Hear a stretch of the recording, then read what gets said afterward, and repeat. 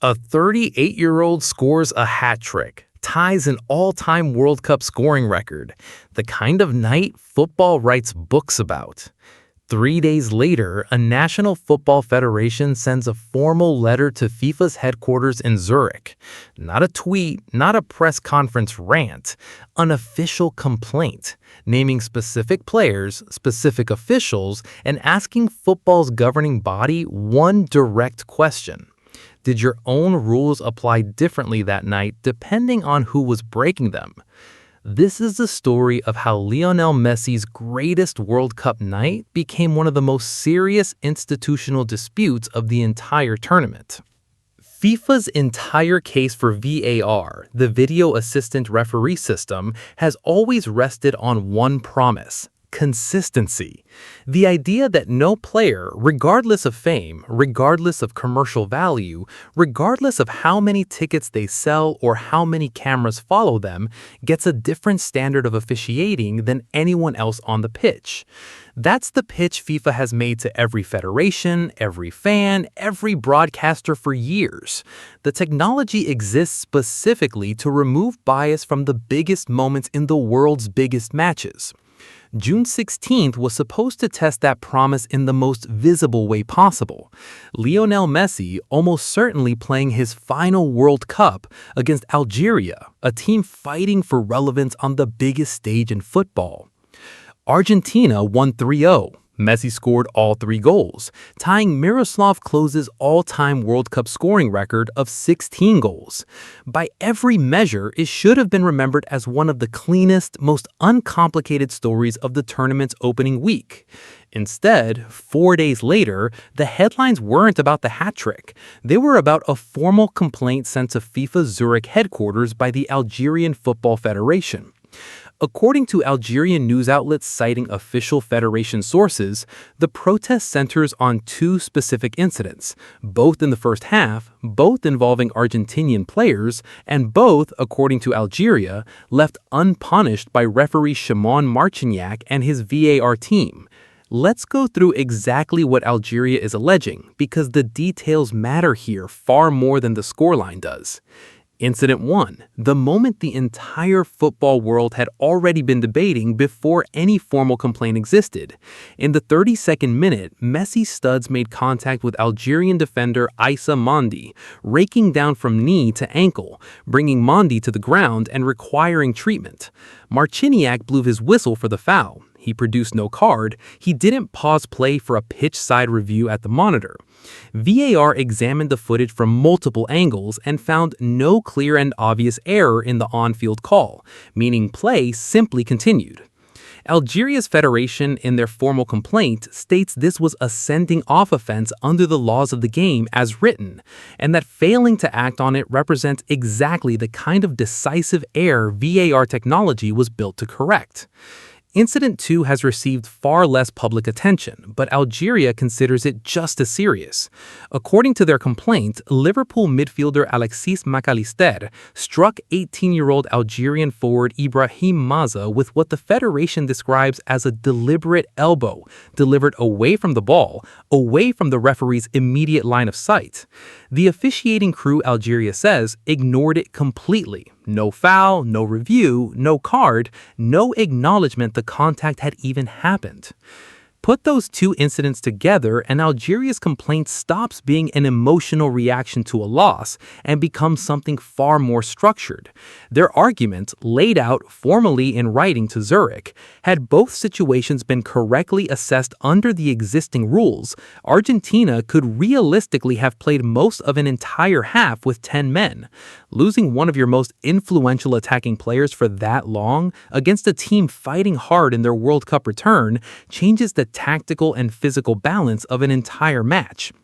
Algeria isn't saying they were unlucky. They're formally telling football's governing body in writing that the scoreline may have been shaped by officiating decisions that didn't follow the rules as written.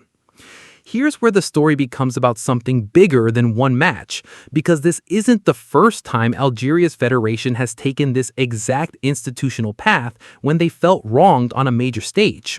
In 2022, after Algeria was eliminated from World Cup qualification by Cameroon on the away goals rule at the dying seconds of extra time, the federation lodged a formal appeal with FIFA, calling the officiating that night scandalous and demanding the match be replayed entirely.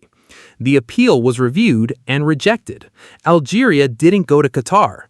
Then, earlier this year, after Algeria's elimination from the Africa Cup of Nations quarterfinals against Nigeria, the federation went through the same formal process again, a complaint to both CAF and FIFA, this time accompanied by chaotic scenes on the pitch, with the match referee needing to be physically escorted away from confrontations involving Algerian staff. The federation was subsequently fined $100,000 by CAF for the conduct of players, staff, and supporters that day, including supporters who reportedly waved banknotes at match officials. Their appeal against those sanctions is still ongoing as this World Cup unfolds. That means Algeria's federation has now formally challenged officiating decisions across 3 major tournaments under 4 years: a World Cup qualifying playoff, a continental championship, and now a World Cup itself. Whatever you think about the merits of any single complaint, that consistency tells you something about an institution that genuinely believes it faces a recurring problem on the world's biggest stages, not simply looking for someone to blame after a disappointing night. Now widen the lens, because Algeria's complaint doesn't exist in isolation from everything else happening around officiating at this World Cup. It's actually the 3rd major VAR controversy of the tournament's opening days alone. The first came during Switzerland against Qatar, where a penalty was awarded and upheld following an offside review, and the decisive visual evidence behind that call was never shown publicly. Pundits, including Gary Neville, said directly on air that the call looked wrong, and that FIFA owed the global audience clearer evidence to justify it. Ian Wright went further, calling the lack of transparency scandalous and suggesting the governing body was doing what it wanted regardless of scrutiny. The second was the Messi incident itself, debated extensively by broadcasters and former professionals well before Algeria's federation filed anything formally.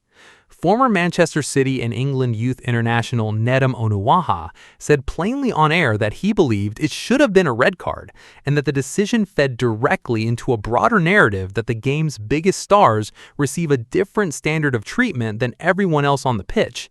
Thierry Henry, working as a pundit for the tournament's broadcast coverage, openly acknowledged that many people genuinely believed Messi deserved to be sent off in what is technically part of his World Cup farewell at age 38. That's the environment Algeria's formal complaint landed in, not an isolated grievance from a team that simply lost a football match, but the most institutionally serious expression yet of a pattern that broadcasters, former respected players, and now a full National Football Federation have all independently identified in the tournament's very first week. This matters because of what VAR was built for in the first place. The system exists specifically to correct exactly the kind of decisive, match-altering errors Algeria is formally alleging happened twice in the same half.